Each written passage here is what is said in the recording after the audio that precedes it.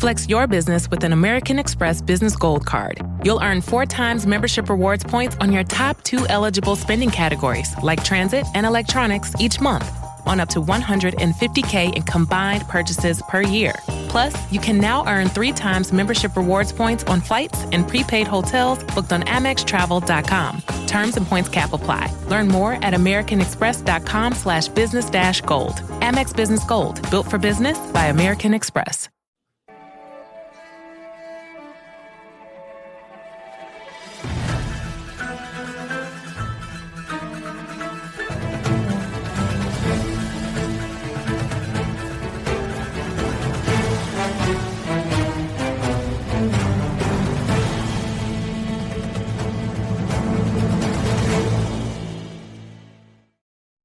Hello and welcome into the Birds of the Round Table. The Eagles are 14-3. They're the 2 seed. We knew all this a week ago.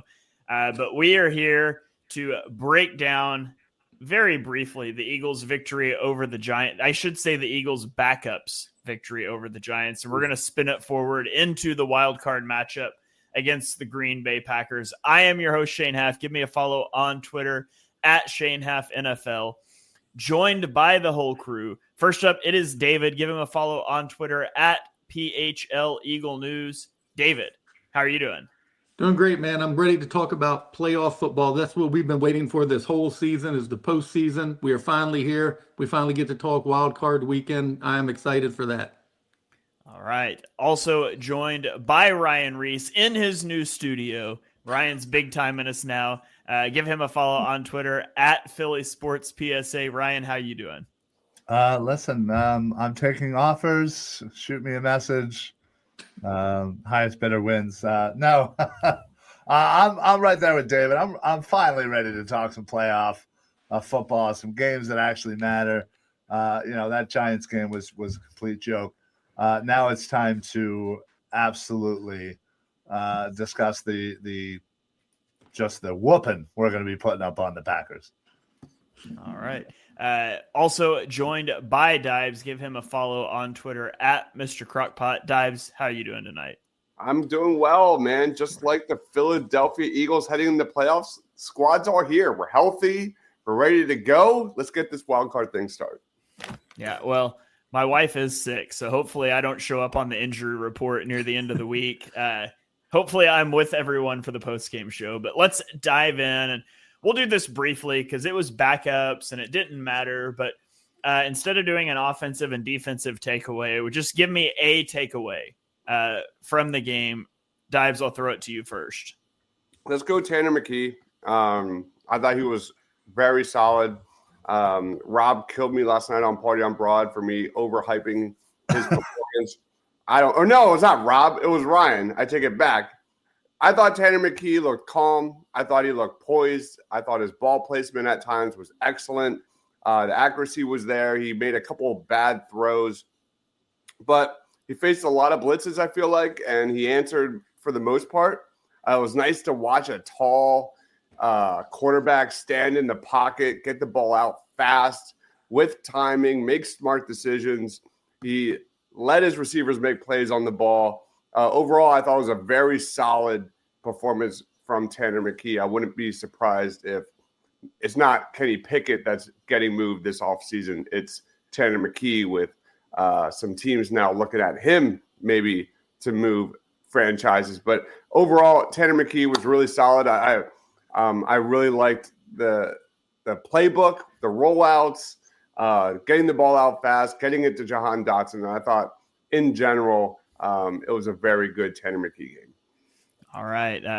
Props for Tanner McKee. It was fun to watch him play. He's a guy that I've liked really ever since I saw him in his first preseason game almost 2 years ago at this point. So it was fun watching him play for like 3 quarters. By the fourth quarter, I was just ready for it to be over. But Ryan, what about you? What's your takeaway from the Giants game? First, I'd like to address this comment. I'm not a hater. I'm a realist. And Philadelphia Eagle fans have, a problem in falling in love with certain players that they overhype in their head when they're playing against lesser opponents and we think they're amazing. And what always happens? They turn out to be just a guy. That's all I'm saying.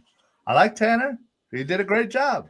Well, let's not, go calling him Joe Montana anytime soon here. But my key, takeaway here, and somebody actually did mention it in the chat, and that's Kenny Gainwell's awful. And not only because I've been saying it all year, but because he showed it and the one chance he really had to prove that he was worth and worthy of being a number one guy. What did he do? He ran the ball 11 times for 14 measly yards, and he looked awful. Clearly, he is always and forever will be a backup running back. And he cemented that in my eyes. And honestly, I don't think we'll be seeing him back next year. And that's my opinion. But there you go. It's so ironic that Ryan talks down on Tanner McKee as a late round pick that we're all overhyping. Yet there's guys littered throughout Eagles history, recent Eagles history. Jason Kelsey, TJ Edwards, Jordan, Reed Blankenship. You go on and on about guys that are Sure, they've proven it. They've proven it against actual competition time in and time again. That's all I'm saying. You're literally going off of preseason and against the Giants, who could not give two shits about this game. Talk to me when he plays somebody real. That's all I'm saying. I hope he does great.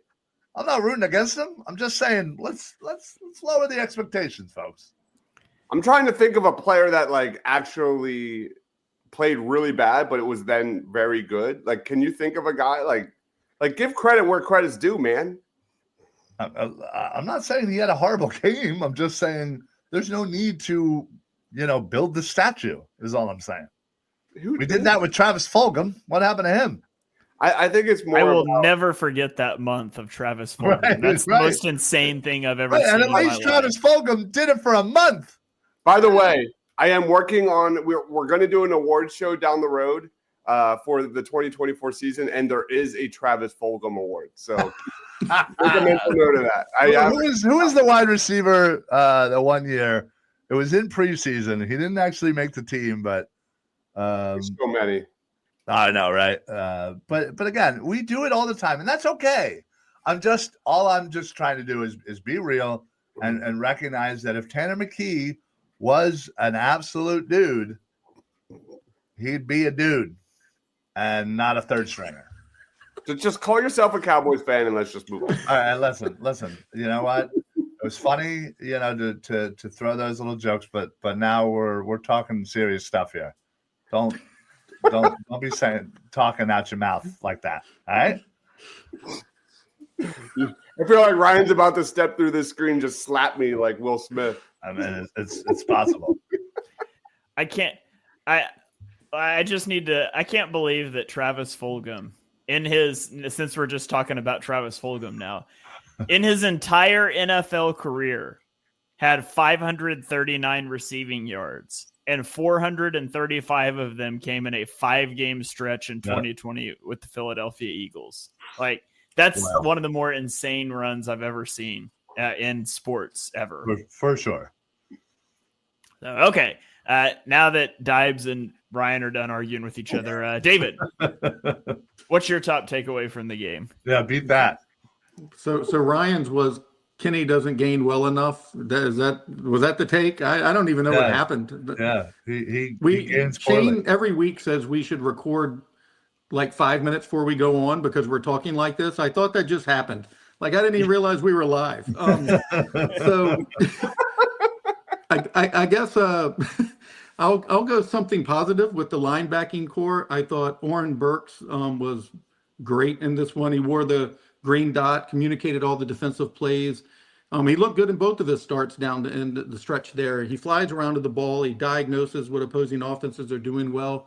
I'd say the linebacking coaching has just been really good this year. It's paid huge dividends. Jeremiah Trotter, he ended the game with 11 tackles himself. He had another play where he shot the gap perfectly, but unfortunately he didn't finish and complete the tackle there. But he has elite processing, in my opinion, and I think they've done really good to completely flip the script there on the linebackers this year with Bond and Dean, both of them being Pro Bowl caliber. Bond should be an All-Pro, but Trotter and Burks, and I think they've really built some stability at the position, which is hard to say considering you have to go back to like 2005 or 6 since the last time they even had a Pro Bowler. So I'd say that deserves a big shout out. Yeah, absolutely. It's fun watching competent linebacker play, and I can't believe we got to see backup competent linebacker play. Who would have ever thought? But the Eagles held tight ends to the lowest amount of yards in the NFL this year. It's crazy. Yeah. Wow. It's crazy. Used to be our absolute Achilles heel. Yeah. For my takeaway, I'm going to go with I think we can definitively say that you're just never going to see Jalen Hurts in like a play action bootleggy sort of an offense.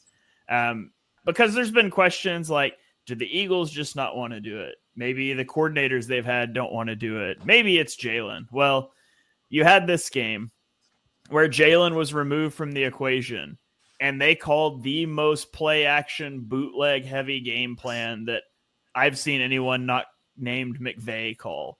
And it was really weird that it was Tanner McKee that's who was doing it, because he's not a mobile guy. But I think the first 5 passes were all play action and 4 of them were bootlegs. You saw it all night long. I think at that point you can pretty definitively say that Jalen Hurts just doesn't want to run that type of an offense, which is fine. It's just I'll stop calling for it because I've thought it's something he would be good in for a long time. I think it's pretty clear at this point that he doesn't want to do that. And so, like, if we're talking takeaways for, the actual, like, guys you're going to see playing, that's one thing I was able to pull out from that game. The other is just that Jahan Dotson, I think, could be productive if he didn't play for the Eagles. There's just so many guys that are above him in the pecking order, with A.J. Brown, Devontae Smith, throwing the ball to Barkley, throwing it to Goddard, throwing it to Calcaterra, Jalen Hurts scrambling. And, oh, by the way, like, we also run 12 personnel at one of the highest rates in the league, and we run the ball at one of the highest rates in the league because Dotson looked good in this game. He still struggled, like, getting off of press coverage at times. But, I think we're going to look back. Like, people hate the Jahan Dotson trade for what they gave up and what he produced this year. But I still think Dotson is a decent player. I just don't think a wide receiver 3 is ever going to really put up a lot of stats in Philly, barring like major injury or philosophy change. And I don't think that philosophy change is coming or should be coming. So it's kind of my takeaway on the game. Brett Eclipse chiming in here says that hopes my pick is the Packers so I can reverse jinx it like I did at the start of the year. Yeah, I was on a heater. I think I was wrong on all 4 games before the bye week with my picks, but I got better after the break. So the wide receiver position is such a double-edged sword because we all know when A.J. Brown is not on that football field, how much of an impact it makes. So I'm totally cool with the Eagles, giving the ball to the best players in Devontae and AJ, but at the end of the day, like, I'm still team, like, you got to get someone to groom there, period. Mm-hmm.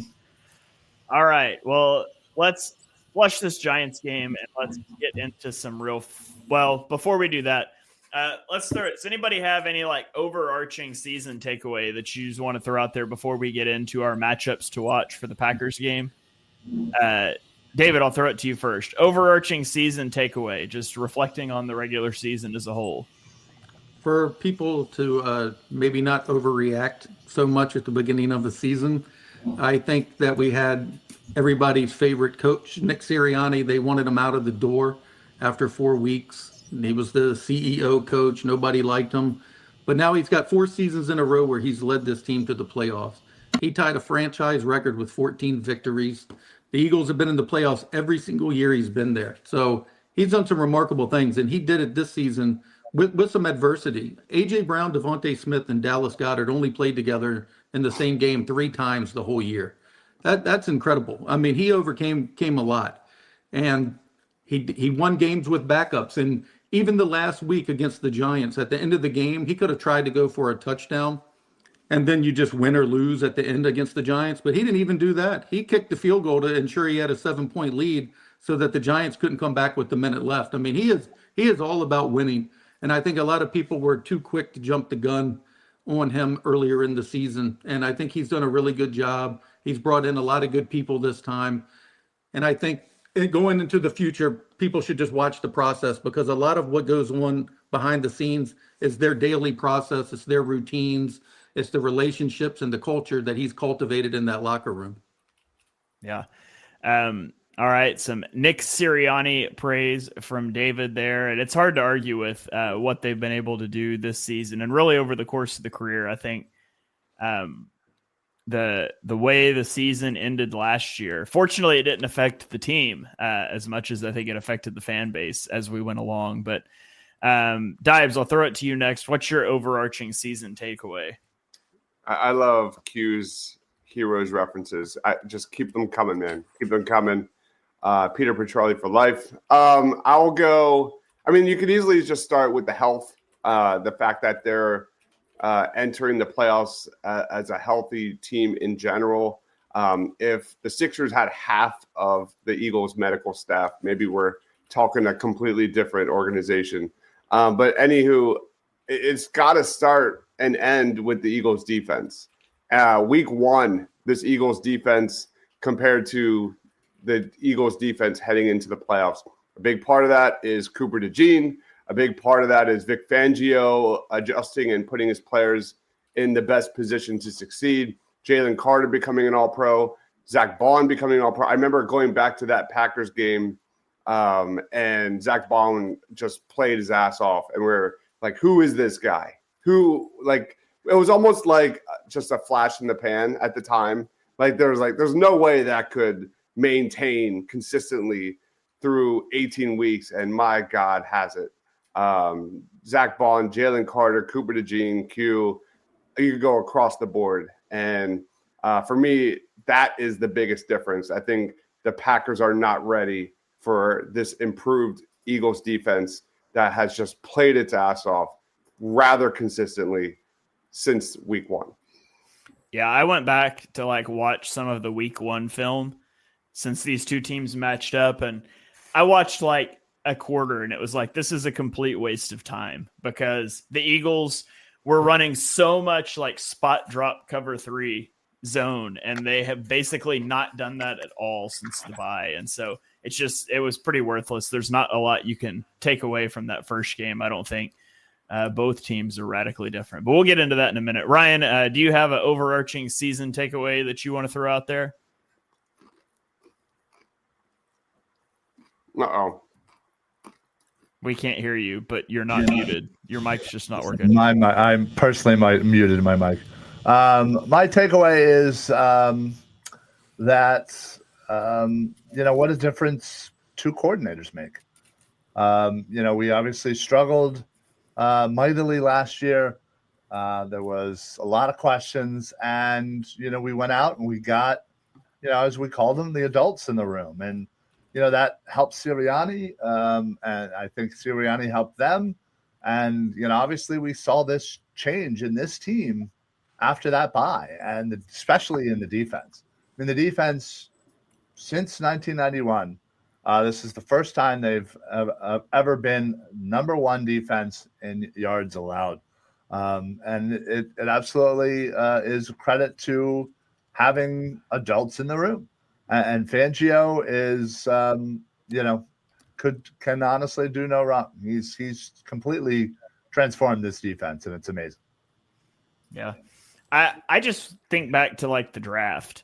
And if you just look at, obviously you had the disaster in 2020, taking Jalen Reagor in the first round. Of course, you got Jalen Hurts in the second round. So, but that was the disastrous draft in terms of process at the top. Since then, the Eagles have been on a 4-year hot streak. 2021, their top 3 picks, Devontae Smith, Landon Dickerson, Milton Williams. Those guys have been so good, Milton Williams is going to go play somewhere else next year because they're not going to be able to pay him. The 2022, Jordan Davis, hasn't had the impact that some people wanted, but he's still a big part of the defense. Cam Jurgens, Nakobe Dean. Awesome draft stuff. 2023, Jalen Carter, Nolan Smith, who has come alive this year, and then Tyler Steen, who we just don't know much about yet because it's a third-round pick. He hasn't played in this year. Quinyon Mitchell, Cooper DeJean, Jalix Hunt. Like, we can definitively say that like 9 out of 12 of those picks are absolute hits, and the jury's not out on any of the ones that we can't say that about yet. And so the Eagles have got the right coaches in the building, but they've also done a great job getting the personnel in the building. And that's why I think they should be considered one of the heavy favorites to go make a Super Bowl run.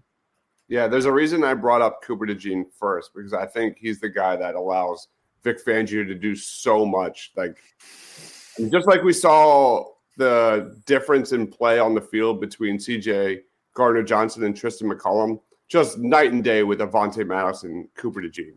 Cooper DeJean lets Vic Fangio do whatever he wants, zone defense, you name it. And he just I was so happy when I was reading a PFF All-Pro, and Cooper DeJean was on that list. Yeah, I remember tweeting out way back at like the Combine that, or no, it wasn't the Combine. I don't remember how early it was. It was definitely pre-draft that I tweeted out that Vic Fangio was going to have a blast with Chauncey Gardner-Johnson and Cooper DeJean in the same secondary. And then they ended up being able to land both guys, and it's been a lot of fun. But all right, guys, let's look ahead to the Green Bay Packers coming to Philadelphia. We finally get to play them at home during a home game, Wildcard weekend. And let's go top matchups to watch. David, I'll throw it to you first.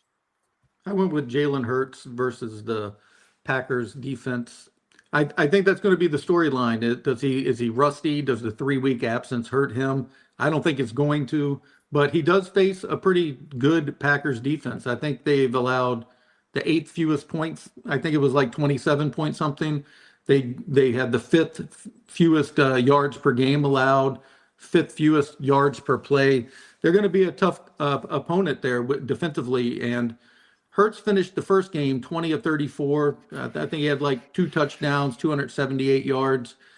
And that was with Jair. Is that how you say it? Jair Alexander back there. Yeah. He's not going to be there. A.J. Brown took that matchup over anyway.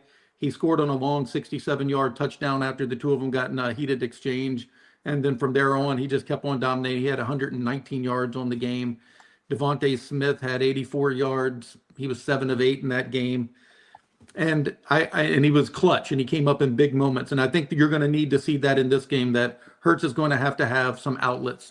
I think the two main guys are going to dominate in targets like they do every week, AJ and Devontae.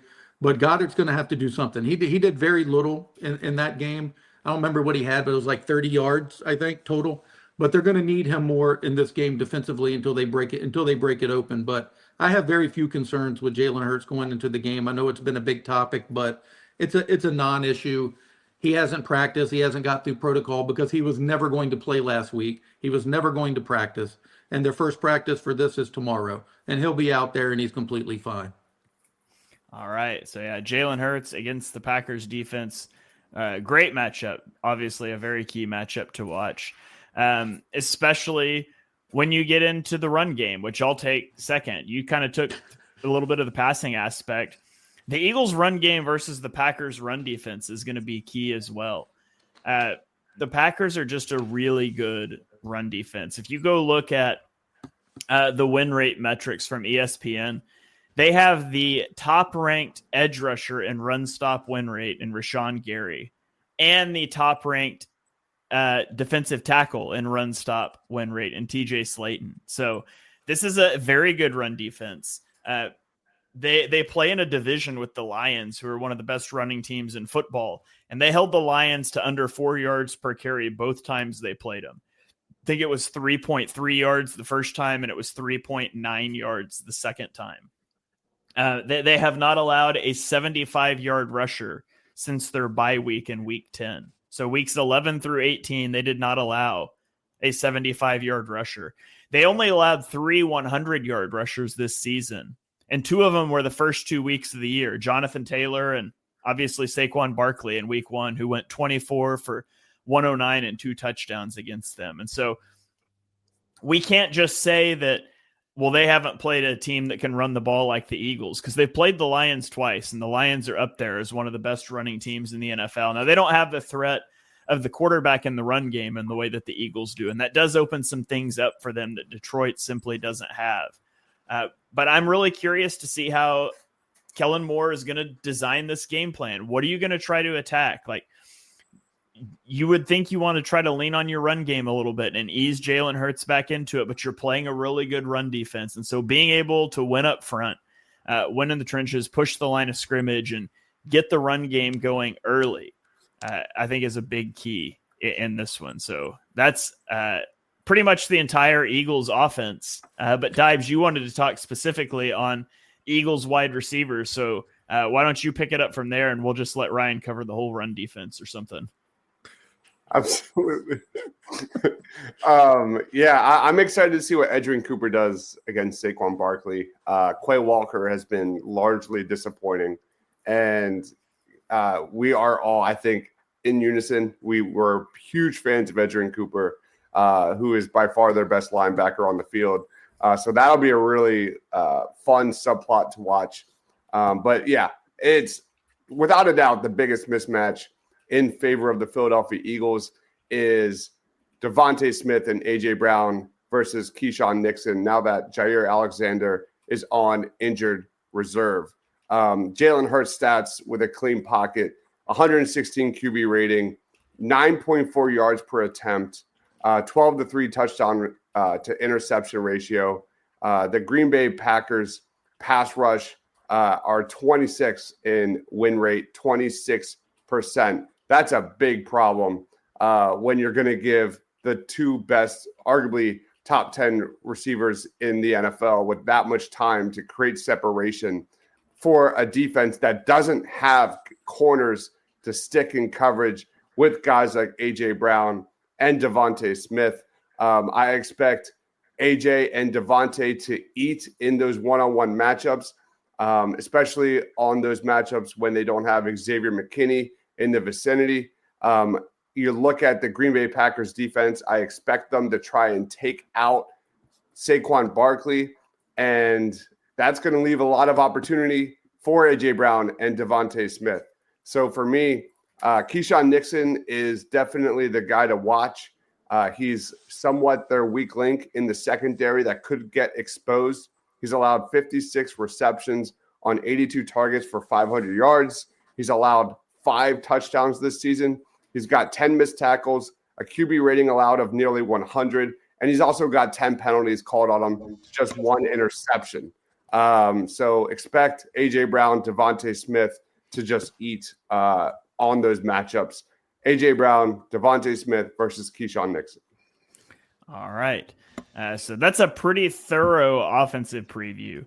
Ryan, you picked something on the defensive side of the ball for the Eagles, so we'll kick it over to you here. Why don't you talk Eagles defense? Yeah, the matchup that I'm going to be focusing on is the Green Bay rush attack versus our rush defense. The Green Bay Packers, obviously, Josh Jacobs, over 1,300 yards. He 15 touchdowns, almost 4.5 yards per carry. He's looked absolutely fantastic. The thing is, the Eagles are still a top, 10 rush defense. In yards, total yards, in total touchdowns, they rank second. They have yet to give up a 40-yard or greater rush. They also have yet to give up a 40. Oh, that was weird. That was weird. Why did I just echo there? But anyway, they also have the most fumbles, 15. By any defense on the rush side of things. So this is going to be a great matchup. And just like the other side of the ball with Saquon versus their rush defense, I kind of equate it to kind of the same thing. Both have really good stats on the defensive side of the ball. Both have a really good running back to go against them. So it's really going to come down to what offense is able to break through that defense. And I think personally, I'm going to bank on Saquon against the Green Bay defense rather than Josh Jacobs and the Eagles defense. So that's the matchup I'm watching. All right. Well, there you have it, guys. Those are our top matchups to watch. I had a question come in here. How would Green Bay scheme to stop the pass game? My guess is zone for days. Yeah, Green Bay is a very zone-heavy team. They're like the fifth. They run zone coverage at like the fifth highest rate in the NFL, I think. So they're going to be playing a lot of zone coverage against the Eagles for sure. This should be a really good Jalen Carter game as well, as it always is, as long as he's not held every play, and he will be. Center Josh Myers and right guard Sean Ryan, they have collectively allowed 53 pressures, 12 quarterback hits, and 5 sacks this season. I've said it from the beginning. I've said it from the end. The Eagles' number one defense starts and ends with that interior pressure from Jalen Carter, and this is a really good matchup for him as well. Well, the good news for the Packers is that the officiating crew that has the Eagles-Packers game calls holding penalties 66% less than league average on passing plays. So Jalen Carter's not getting that first holding penalty in this one. And I said this last night, but shout out to whoever's doing the field because we have to bring it up. Week 1 in Brazil, the field was a goddamn travesty, and we're playing at home. So we shouldn't have any field issues for the defensive line to get home against Jordan Love. Yeah, although it is worth mentioning, Jordan Love is tremendously difficult to sack. He's 97th percentile in pressure to sack rate, and he's 95th percentile in sack rate. So he's a hard guy to get to the ground. Doesn't put up a lot of like scrambling yards, but he's really good at escaping pressure. Okay. Shall we get into our score predictions and picks? Can we do this first? Oh, yeah. Comment coming in from Twitter here. What was the biggest change the organization made to be successful this season? David, I'll throw it to you first. I would probably go with the philosophical change they made to start rookies. It's something they haven't done year after year, and they finally started drafting some top-tier guys like Jalen Carter a year ago, and they started implementing them into the offense right away. And I think you saw Quignon, he was successful right out the gate. And then you go with Cooper DeJean as soon as he came out starting the bye week, like Dibe said earlier, it completely transformed what they were able to do in that defensive backfield. So for me, it would be just changing their philosophy and starting to play the rookies. All right. Go ahead, Ryan. Yeah, I was just going to say that, I think ultimately Quignon made their decision to throw Cooper in a little bit easier. Obviously they saw a little success. And typically when change, a lot of the times, if it doesn't work right away, you immediately pull it back and go back to what was working. So thank God Quignon was doing his thing. But, I'm going to say the philosophical change was, to not outsmart themselves and to try and get the next guy for coordinator. They went out and got the guys. They went out and got guys who have done it and have been doing it at various, varying degrees of success. So I think normally they're always trying to get that next guy, and I think they smartly they went out and got guys that could do the job right then and there. Yeah. All right. Dibes, you're up next. What's your answer? Biggest change that made the Eagles successful this season? I mean, it's Vic Fangio.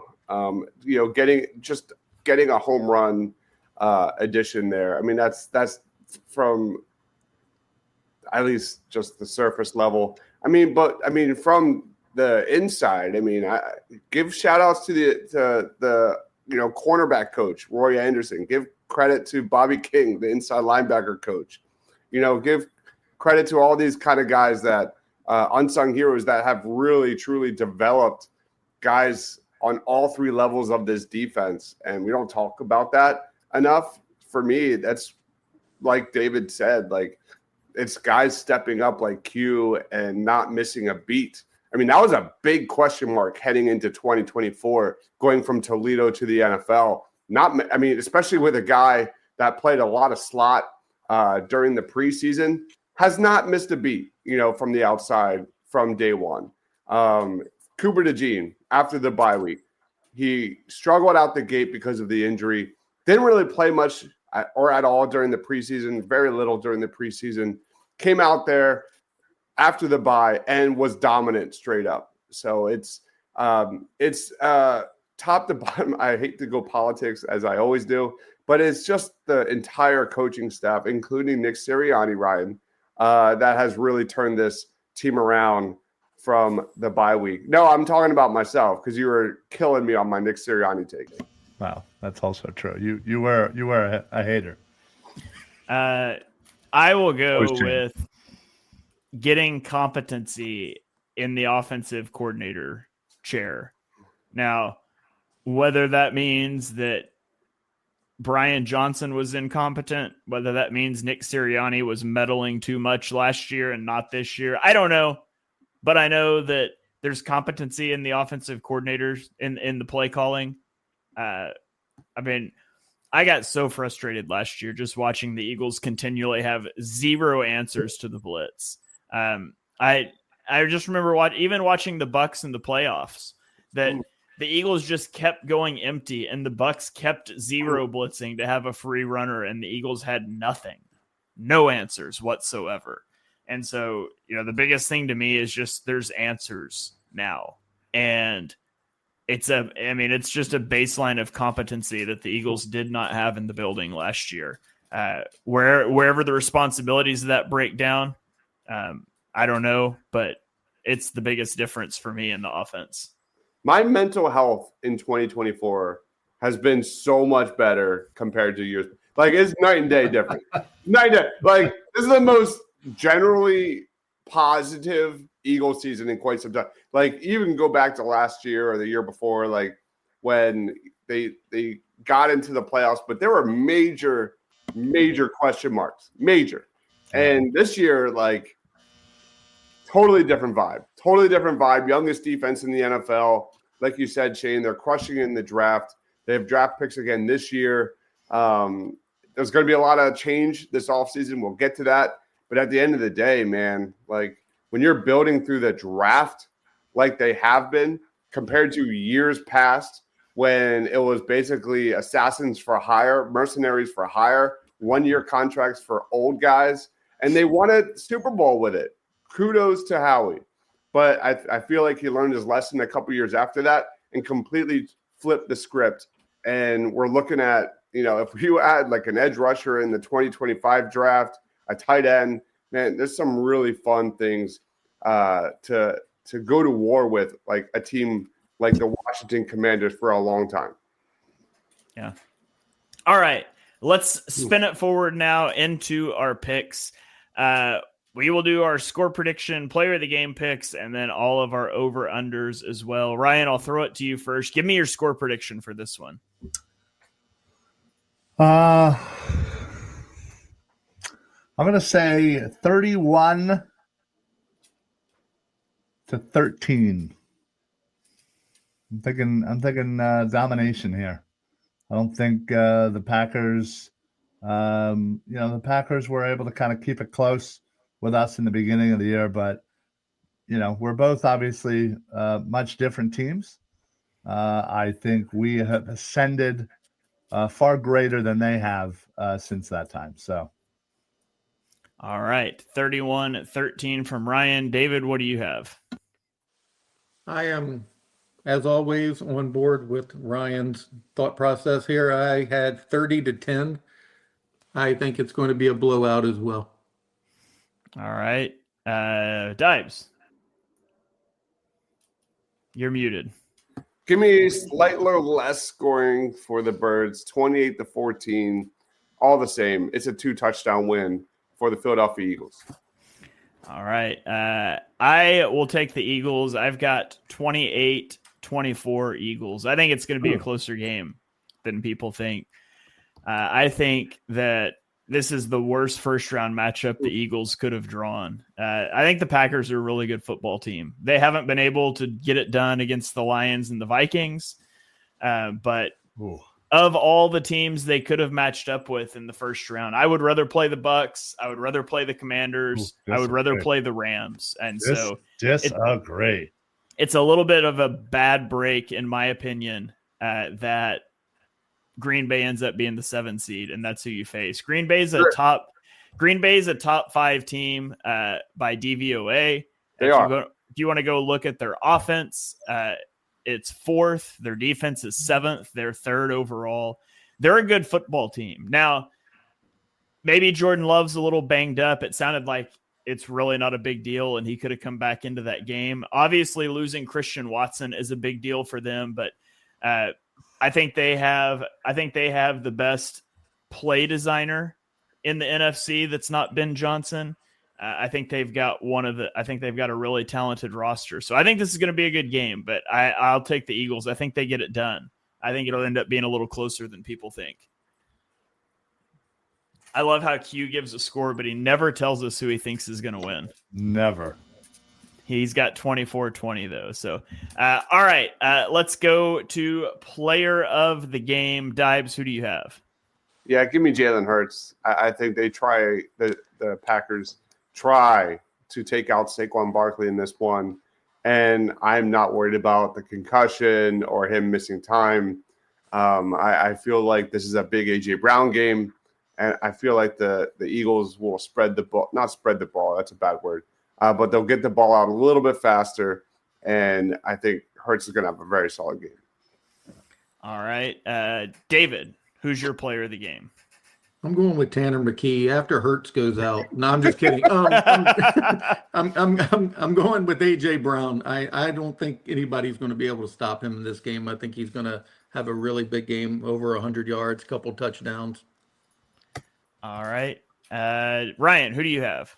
Well, listen, since everybody's stole, 2 good ones already, I am going to go with the man who got us here, and that is Saquon Barkley. I don't care about Rashawn Gary. Come tell him to see me.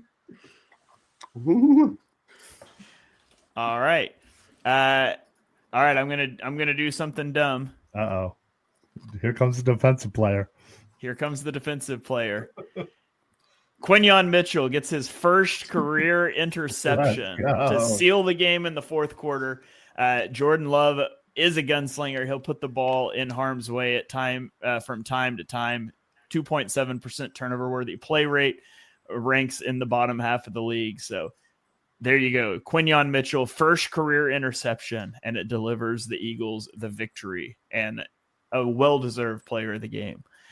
So there you go. Let's go over under Josh Jacobs rushing yards. Dibe set this at 49.5. I will take the over on that one. I think Josh Jacobs will get over 50 yards. David, what about you? Under. All right. Ryan. I unfortunately think he gets slightly over. So give me that over. He'll get like 58 yards. All right. Dibes. Yeah, I'm taking the under. They will have more rushing yards with a couple quarterback scrambles, but going under. All right. Jordan Love or Jalen Hurts, who has more passing yards? Dibes. Passing yards, give me Hurts. All right. David. Hurts by a lot. Ryan. Love by a lot, because it's going to be garbage time for half the game. He's going to be throwing it. All right.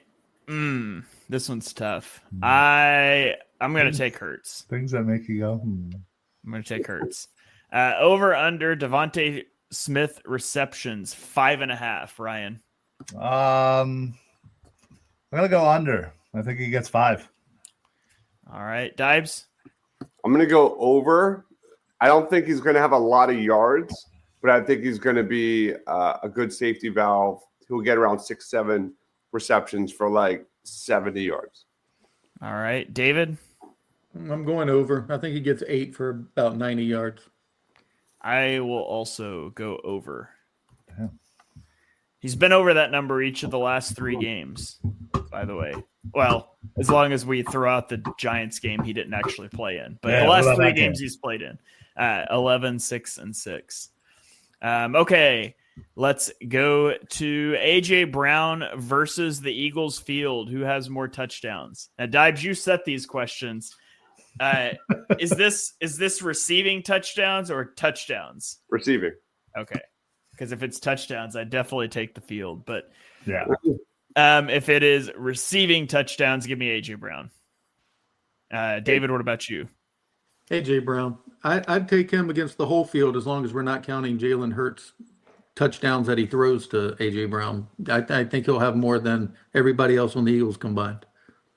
All right. Dibes. AJ. Ryan? I mean, I obviously have to be different, so I'm gonna say push.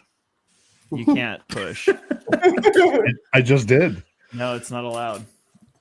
We're going to mark it wrong no matter what if you say push. That's messed up. But I'm gonna say field. Okay. But with an asterisk. Okay. Just made me think of the Everybody Loves Raymond episode where he finds out he can't say asterisk right when he's going on this TV show. I don't know if you guys watch that show, but anyways. By the way, can I just real quick, Q, ever since the Gainwell talk many games ago, Sir Kenny Gainwell has done diddly squat. So keep up that talk, man. He's just going to continue to do nada. Brett Eclipse says everybody's picking AJ, and the 2 dudes with touchdowns will be Johnny Wilson and Grant Calcaterra. Let's go. Let's go. All right. Over under rushing yards from Saquon Barkley. The line is 129.5. Ryan, what do you have? Oh, I'm going over, baby. All right. There's going to be a lot of garbage rushes. All right, David. It's just rushing yards? Just rushing yards. Under. Dibes? Kenny Gainwell's going to get those garbage yards, right? Oh, Yeah, that's kind of what I'm thinking if it goes to garbage time. Blasphemous. Yeah, it's under for me. I think I'll take the under as well. And then over under AJ Brown receiving yards, 99.5. Over. I got the over. David? Over. All right. Dibes? Over. Ryan? Yeah, I'll go over too. All right. There you have it, guys. Those are our picks, our official predictions. You got our top matchups to watch, all that stuff. Guys, let's throw it around the horn here for final thoughts and plugs. Ryan, I'll throw it to you first. The floor is yours, man. Yeah. Listen, you can follow me right here at Philly Sports PSA on X. Yeah, we just did a great episode on Party on Broad last night, so check that out on the YouTube. And then, of course, check out, there's a couple of shorts featuring myself as well, myself and Rob. But also make sure that you are locked in to the Eagles Pinpool Network. Make sure you are streaming it, you're subscribed, where you follow your podcast. On Facebook, it doesn't matter. Follow it everywhere. And stay tuned for many more shows featuring me. So what more could you want? What more could you possibly want than Ryan in your earbuds or on your screen more and more? So, subscribe to the Eagles Pinpool Network and you'll get it all. David, the floor is yours, man. What do you got? Tomorrow I'm releasing a piece for Philly Sports Network on Quignon and Slay. I spoke to him after the Dallas Cowboy game a couple weeks ago, and he talked about how important Slay has been and his maturation process and challenges he faced his first season in the NFL. So check that out tomorrow on Philly Sports Network. You can follow me and everything else I write at PHL Eagle News. Give everybody else here a follow. Make sure you're following everything on the Eagles Pinpool Network. It's just a plethora of information you can get from all of this. If you want to follow along, I think Shane's got something coming out every single day through that network. One part of the season, didn't you do a game show? Like, weren't you like did a live stream during the game or something like that? Yeah, during the Steelers game. Yeah, I don't know if he's going to try to do it during the playoffs, but you might see that too. You never know. So he's got something for you every single day of the week. So give that a follow as well. And thank you all for this season. It's been a lot of fun. I enjoyed all the engagement during the regular season as well. All right. Great stuff. David Dives, you're up, man. All right. Just want to say thank you to all the comments tonight. Awesome, as always. Man, it's going to be a really fun post-game halftime show this Sunday against the Packers. Come for Shane's in-depth analysis on 12 personnel and Vic Fangio's zone defense. Stay for when I flip the F out when Q gets his first interception. To seal the game. To seal the game. That'll be a hell of a time. So make sure you lock it down. The Eagles Pin Pool, Twitter, Facebook, YouTube. Go check it out. There you have it, guys. Make sure you are following all of these guys. David's written work is fantastic. Ryan and Dives do so much great stuff for the draft and Eagles stuff as well. Dives is putting out videos all the time. So be sure you're following along with all of them.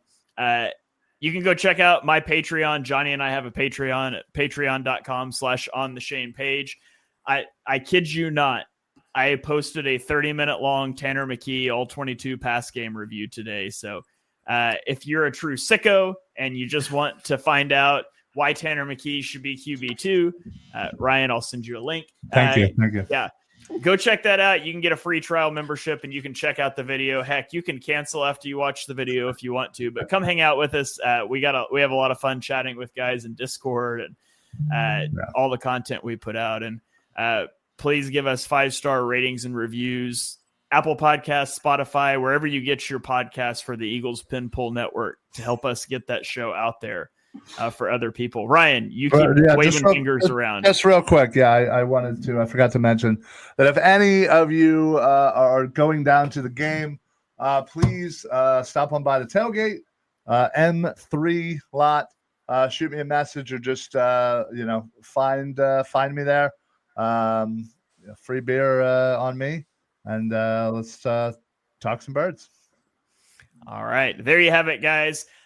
Follow us all on Twitter. David is at PHL Eagle News. Dibes is at Mr. Crockpot. Ryan is at Philly Sports PSA. I am at Shane Half NFL, and we will catch you guys next Tuesday night. Go Birds.